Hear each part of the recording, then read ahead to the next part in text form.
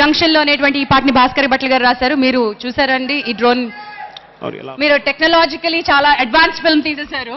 టైంకి హెడ్ గా మీరు 1 ఇచ్చేశారు. చిన్న జాయిస్టిక్ ఆపరేట్ చేయడం రాదంటారేంటండి మీరు?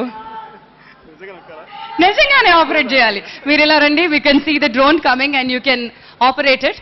అసలు ఇలా మహేష్ గారిని చూస్తే ఎలా అనిపిస్తుందండి? మీరు ఒక మాట అన్నారు ఇదే స్టేజ్ మీద, సినిమా షూటింగ్ అయిపోతే రేపటి నుంచి నేను మహేష్ ని చూడలేనేమో అనేటువంటి బెంగ మీకు వచ్చిందని. ఎలా తట్టుకున్నారు? సో ఆల్రెడీ ఆడియో ఫంక్షన్ చెప్పాను, గూగుల్ ఆడియో ఫంక్షన్ లో చందమామని చూడండి అని.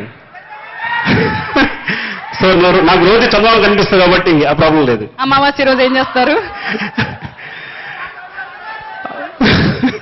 మరి టఫ్ క్వశ్చన్స్ అడిగేస్తే చాలా ప్రాబ్లం. ఓకే, ఇక్కడ చూడండి, అసలు he's looking wonderful and fabulous.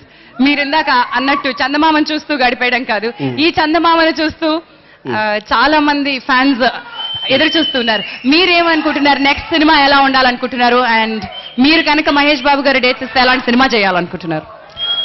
Definite గా లవ్ స్టోరీ ఫిక్స్ అయిపోయానండి. సో డెఫినెట్ గా తన కోసం ఒక మంచి లవ్ స్టోరీ రెడీగా ఉంది నా దగ్గర. అవకాశం వచ్చినప్పుడు అవకాశం తీసేసుకుని చేసేస్తా. You have to just land it somewhere here. అది సీడీ తీసుకొస్తుంది. ఎస్, ఇది ఆన్, స్విచ్ ఆన్.